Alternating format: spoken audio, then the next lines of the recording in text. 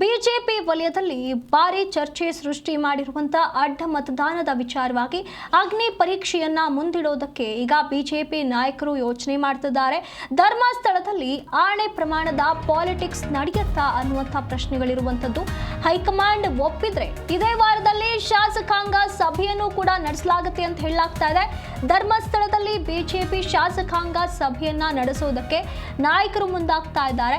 ಈ ಒಂದು ಸಭೆ ನಡೆಯೋದಾಗಿ ಬಿಜೆಪಿ ರಾಜ್ಯಾಧ್ಯಕ್ಷ BY ವಿಜಯೇಂದ್ರ ಅವರೇ ಹೇಳಿದ್ದಾರೆ. ಶಾಸಕಾಂಗ ಸಭೆ ಬಗ್ಗೆ ಹೈಕಮಾಂಡ್ ಜೊತೆ ಇಂದು ಚರ್ಚೆಯನ್ನ ನಡೆಸಲಿದ್ದಾರೆ. ದೆಹಲಿಯಲ್ಲಿ ವಿಜಯೇಂದ್ರ ಮತ್ತೆ ಅಶೋಕ್ ಇಬ್ಬರು ಕೂಡ ಹೈಕಮಾಂಡ್ ಜೊತೆ ಈ ಒಂದು ಶಾಸಕಾಂಗ ಸಭೆಯ ಬಗ್ಗೆ ಚರ್ಚೆಯನ್ನ ನಡೆಸಲಿದ್ದಾರೆ. ಬಿಜೆಪಿ ಶಾಸಕರೆಲ್ಲರೂ ಕೂಡ ಈ ಒಂದು ಪರೀಕ್ಷೆಯನ್ನ ಎದುರಿಸಲಿದ್ದಾರೆ.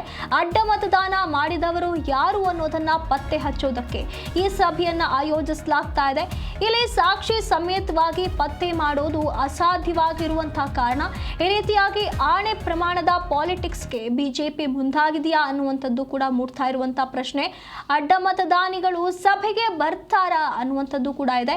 ಇಲ್ಲಿ ಆಣೆ ಪ್ರಮಾಣ ಈ ಸಭೆಯಲ್ಲಿ ನಡೆಯುತ್ತೆ ಅನ್ನುವಂಥ ಮಾತುಗಳು ಕೇಳಿ ಬರ್ತಾ ಇದೆ. ಹಾಗಾಗಿ ಈ ಸಭೆಗೆ ಅಡ್ಡ ಮತದಾನ ಮಾಡಿದವರು ಬರ್ತಾರಾ ಅನ್ನುವಂಥ ಅನುಮಾನಗಳು ಕೂಡ ಖಂಡಿತವಾಗ್ಲೂ ಬರುತ್ತೆ.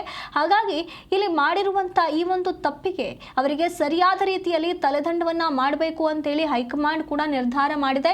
ಇಲ್ಲಿ ಯಾರೋ ಮಾಡಿದ ತಪ್ಪಿಗೆ ಎಲ್ಲರನ್ನೂ ಕೂಡ ಬ್ಲೇಮ್ ಮಾಡೋ ರೀತಿಯಲ್ಲಿ ಪರಿಸ್ಥಿತಿ ಈಗ ಬಿಜೆಪಿಯಲ್ಲಿ ನಿರ್ಮಾಣವಾಗಿರುವಂಥದ್ದು.